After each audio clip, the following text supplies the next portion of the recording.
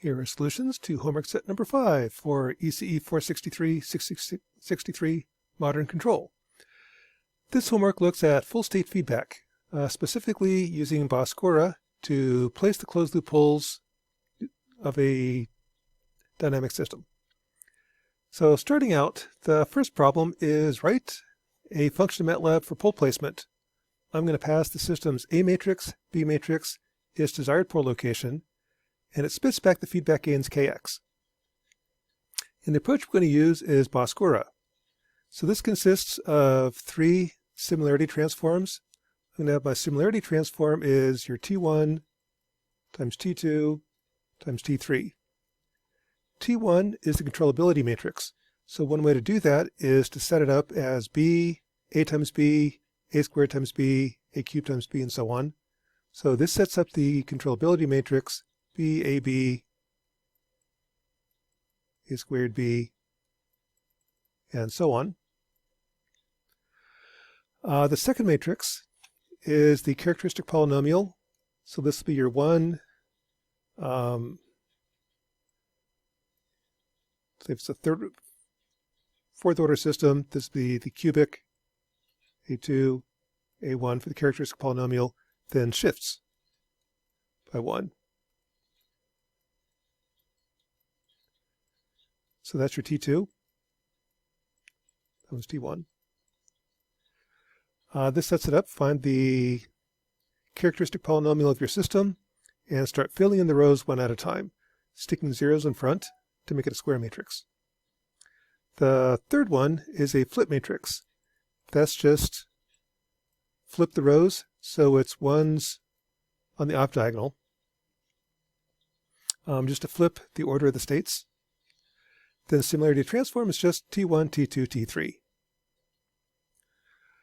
The feedback gains in controller canonical form is just the difference in the characteristic polynomials.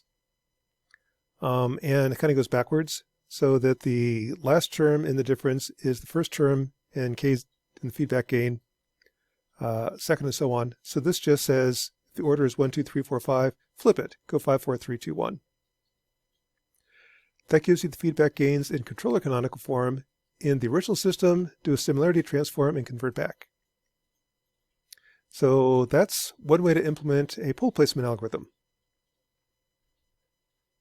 Problem 2 and 2, 3, 4 now uses that. Let's take a kind of arbitrary system. This is a 4-stage RC filter. Actually, you don't really care. It's just a system's A matrix, B matrix, C matrix. And again, what that corresponds to is a 5-stage RC filter. Here's capacitor, resistor to ground, capacitor, resistor to ground. Again, we don't really care. Here's your ABC, D equals 0. Use full state feedback. Have the input be some gain kx times all the states. So I've got 5 degrees of freedom. Use those 5 degrees of freedom to put the closed loop poles at a very specific spot. In this case, at -2, 10, 11, 12, 13. And pick kr to make the DC gain 1. So really what I'm doing is I want this to be the step response. My dominant poles at -2 gives me a real first order system. My settling time is 4 of the settling time, or 4 of the dominant pole. So this should be 2 seconds, 4 over 2. And the DC gain should be 1. So there's my desired step response. Find a feedback control law that does it. Well, using the pole placement algorithm, I can do that. So the first step is input your A, B, C matrix. And here we ran out of space, so I did the first 3 rows, then add to it the last 2 rows. Net result is here's your A matrix. Input it any way you want. B matrix, C matrix. Now, using the algorithm from problem number 1, I want to find the feedback gains kx to place the poles of A and B, placing the poles here. And it spits back, here's my 5 feedback gains. As a check, the closed loop poles of A minus BKX should be where I put them. And that checks out, so the algorithm looks good. To make the DC gain 1, the closed loop gain is minus C times SI, SI, minus A net B times KR. A net is A minus BKX. When S equals 0, that's your DC gain. And I got a minus sign in here somewhere. Okay. So here's the minus, brought it outside. The DC gain is minus C times inverse of A minus BKX, the closed loop A matrix, times BKR. I don't know KR yet, so let's just ignore it, call it 1. If KR is 1, the DC gain is 0.071. To make the DC gain 1, I need to amplify it by 141. So there's KR. And that is my control law. I've got KR, I've got KX. Now to check, let's plot the step response to the closed loop system. Plot it for 5 seconds. Again, the settling time is 2 seconds, so it's like about double that. Let you see steady state. Here's the closed loop A matrix, closed loop B matrix. C and D don't change. As a check, here's the poles of the closed loop system. They're right where I put them. Plot the step response, and it's just what I want. DC gain is 1, settling time is 2 seconds. All looks good.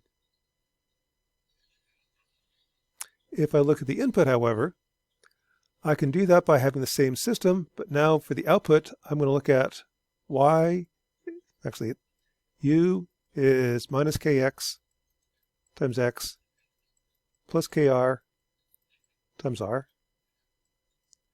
So if this is my C and D matrix, change the C to minus KX, change D to KR. What I'm looking at is the input U.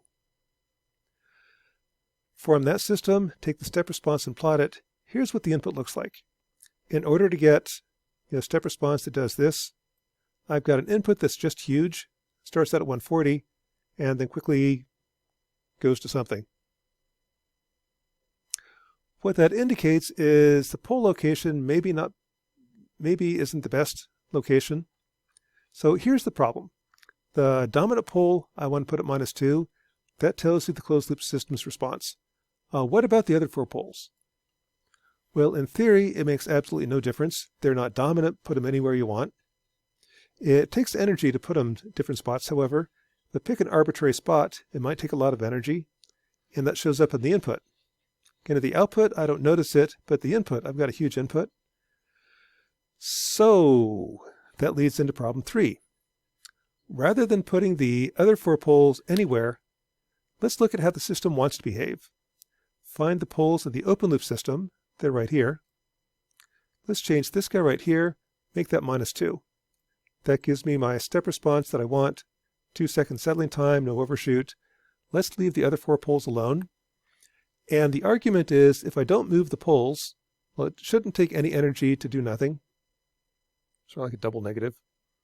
But anyway, maybe instead of putting them at 10, 11, 12, 13, let's just leave them alone at -2, -5, -8, -11. If I do that, the feedback gains, let's compare them from before. Before the feedback gains were 31, 36, 33. Now the feedback gains are 1.9, 1.7, 1.4. The gains are much, much smaller.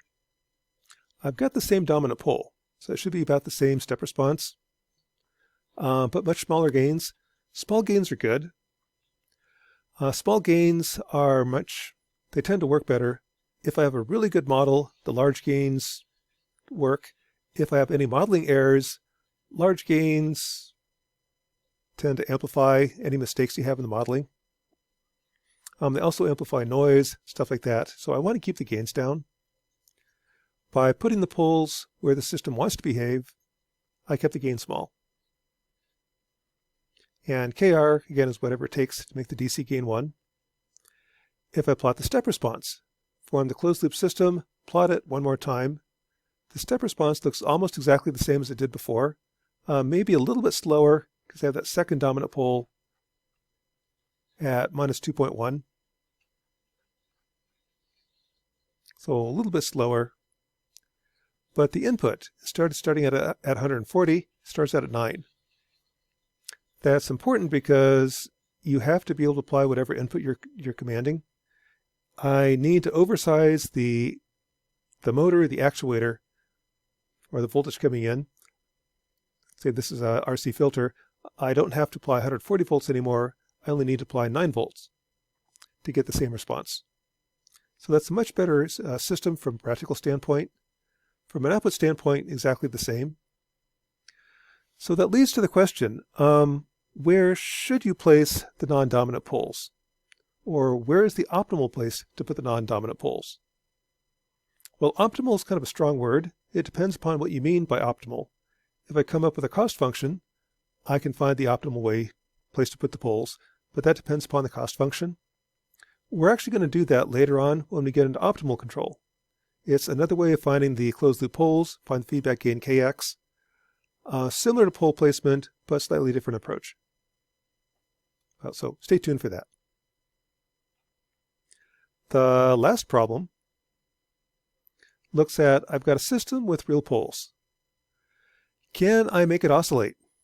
So here what I want is a step response of 2 seconds, but I want 10% overshoot. So that's what I want. Again, this system starts out with real poles. Can I give it overshoot, even though it doesn't want to behave that way? And the answer with pole placement is yes. With pole placement, I can put the poles anywhere. And to illustrate that, let's do this problem. So first, I have to translate the design requirements to pole location. The real part says, well, the settling time tells me the real part's at -2. The 10% overshoot tells me on the second order damping curves, I have a damping line, that's your zeta.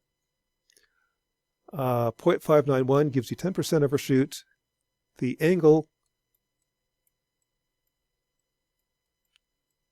cosine of the angle is your damping ratio, so taking the arc cosine gives me the angle.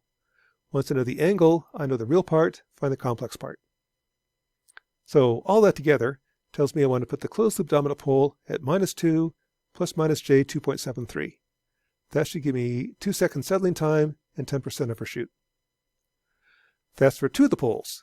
The other 3 poles, I don't know where to put them. So going along with problem number 3, I'm going to leave them alone. Again, this doesn't really specify in the homework where you put the other 3 poles. Put them anywhere you want. This worked a little bit better in problem number 3, so I'm going to keep doing that. But on the homework, you'd really put them anywhere. So if I decide to put the poles at this spot, same algorithm. Find the feedback gains using pole placement to put the poles here, and I get 5 numbers. Pick Kr to make the DC gain 1. And now what should happen is if I plot the step response of the closed loop system, your A minus B Kx, B Kr, I should have 10% overshoot and a 2 second settling time. So if I do that and find the max, it should be 10% overshoot, 69.96%. That's pretty close. Plot the output. Here's 10%. I've got a 2 second settling time. I've got 10% overshoot. I'm at my design requirements. That's the beauty of pole placement. Any response you want, you can get. Now to get this response, I needed an input. If I plot the input u, doing the same trick, change the C and D matrix to minus Kx and Kr, I get u. So here's the input to give you that output. And you kind of see that instead of being 9, like problem number 3, it shot up to 40.